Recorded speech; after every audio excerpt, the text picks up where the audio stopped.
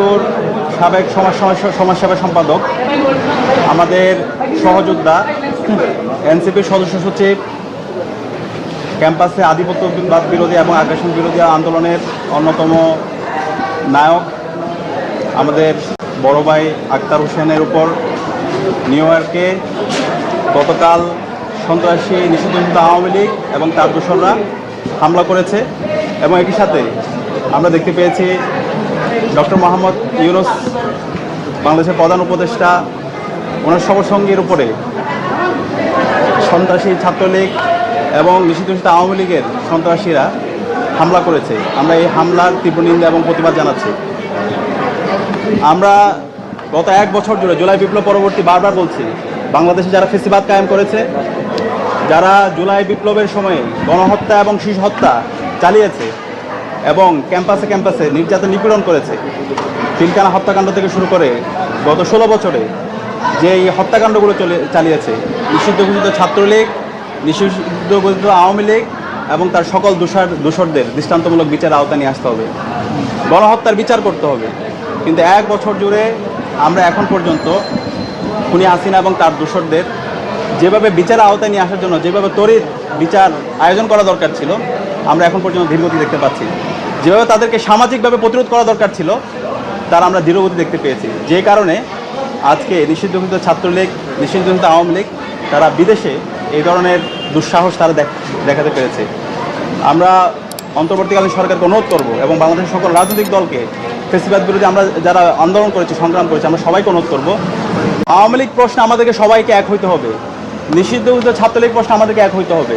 তাদেরকে যেখানে পাওয়া যাবে সেখানে সামাজিকভাবে প্রতিরোধ করতে হবে, তাদেরকে থানায় দিতে হবে। এরা হচ্ছে গণহত্যাকারী, তারা হচ্ছে শিশু হত্যাকারী। আমরা সবাই যেন ঐক্যবদ্ধভাবে এই নিষিদ্ধ ঘোষিত ছাত্রলীগ, নিষিদ্ধ ঘোষিত আওয়ামী লীগের বিরুদ্ধে সবাই ঐক্যবদ্ধভাবে আমাদের প্রতিরোধ জারি রাখি এবং তাদেরকে, এই গণহত্যাকারীদেরকে দৃষ্টান্তমূলক বিচার আওতায় নিয়ে আসি। অন্তর্বর্তীকালীন সরকারকে আমরা অনুরোধ করছি, 1 বছর চলে গেছে, শহীদদের রক্ত এখনও দেয়ালে লেগে আছে, আমাদের যারা গাজীরা আছে এখন তারা হাসপাতালে বেঁধে কাতরাচ্ছে। আপনারা কেন এই গণহত্যাকারী এবং শিশু হত্যাকারী খুনি হাসিনা এবং তার দোষীদেরকে আপনারা এখন পর্যন্ত দৃষ্টান্তমূলক বিচার আওতায় নিয়ে আসছেন না? এবং একই সাথে আমরা দেখতে পাচ্ছি তাদেরকে বিভিন্ন জায়গায় দায় মুক্তি দেওয়া হচ্ছে। এখন পর্যন্ত ফেসিবাদের দোষরা বিভিন্ন জায়গায় বসে আছে, তারা অ্যাডমিনিস্ট্রেশনে বসে আছে, তারা বিচার বিভাগে বসে আছে, বিশ্ববিদ্যালয়ে তারা বসে আছে। আমরা ঢাকা বিশ্ববিদ্যালয় থেকে ফেসিবাদের সকল দোষরদের বিরুদ্ধে আমরা জিরো টলারেন্স ঘোষণা করছি। আমরা তাদের বিরুদ্ধে নিষিদ্ধ প্রশাসনকে ব্যবস্থা নেওয়ার জন্য অনুরোধ করছি, আমরা দাবিতে উত্থাপন করেছি এবং খুব দ্রুতই শিক্ষার্থীদেরকে সাথে নিয়ে আমরা এই খুনি হাসিনা এবং তার সকল দোষরদের বিরুদ্ধে আমাদের আন্দোলন সংগ্রাম জারি রাখবো। এবং একই সাথে বিদেশে অবস্থানরত বাংলাদেশের যে মিশনগুলো আছে, তাদের দায়িত্ব ছিল নিরাপত্তা এনশিওর করা, কিন্তু আমরা তার ব্যর্থ দেখতে পাচ্ছি।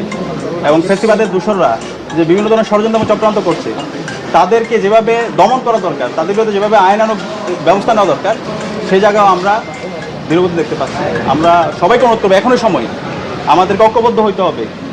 আমরা যারা জুলাই আন্দোলন করেছি, আমরা প্রত্যেকে পরিচয় ভুলে গিয়ে ফেসিবাদের বিরুদ্ধে আন্দোলন করেছিলাম, জালেম হাসিনার বিরুদ্ধে আন্দোলন করেছিলাম।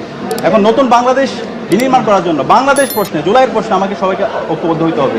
হাসিনার বিচারের দাবিতে এবং নিষিদ্ধ ঘোষিত আওয়ামী লীগের সন্ত্রাসীদের বিচারের দাবিতে, ছাত্রলীগের সন্ত্রাসীদের বিচারের দাবিতে আমাদের ঐক্যবদ্ধ হইতে হবে। বাংলাদেশে আমরা যারা বাংলাদেশপন্থীরা আছি তারাই থাকবো। যারা দিল্লির এজেন্ডা বাস্তবায়ন করেছে, যারা আমার ভাই আবরার ফাহাদকে শহীদ করেছে, ক্যাম্পাসে আমাদের শত শত ভাইদেরকে শহীদ করেছে এবং গণহত্যা এবং শিশু হত্যা করেছে, তাদের বাংলাদেশে রাজনীতি করার অধিকার নাই। তাদের বিরুদ্ধে আমাদের সামাজিক প্রতিরোধ, তাদের বিরুদ্ধে আমাদের দৃষ্টান্তমূলক বিচারের আওতায় নিয়ে আসতে হবে এবং এর মাধ্যমে বাংলাদেশে আমাদের সকল ফেসিবাদের বিরুদ্ধে আমাদের সবার অবস্থান পরিষ্কার করতে হবে। আমরা আশা রাখছি আমরা সবাই ঐক্যবদ্ধভাবে এই খুনি হাসিনার বিরুদ্ধে এবং নিষিদ্ধ ছাত্রলীগের বিরুদ্ধে আমরা সবাই ঐক্যবদ্ধভাবে তাদের বিরুদ্ধে আমাদের আন্দোলন সংগ্রাম জারি রাখবো এবং অন্তর্বর্তীকালীন সরকার সেই জায়গায় দৃষ্টান্তমূলক বিচারের আওতায় তাদেরকে নিয়ে আসবে।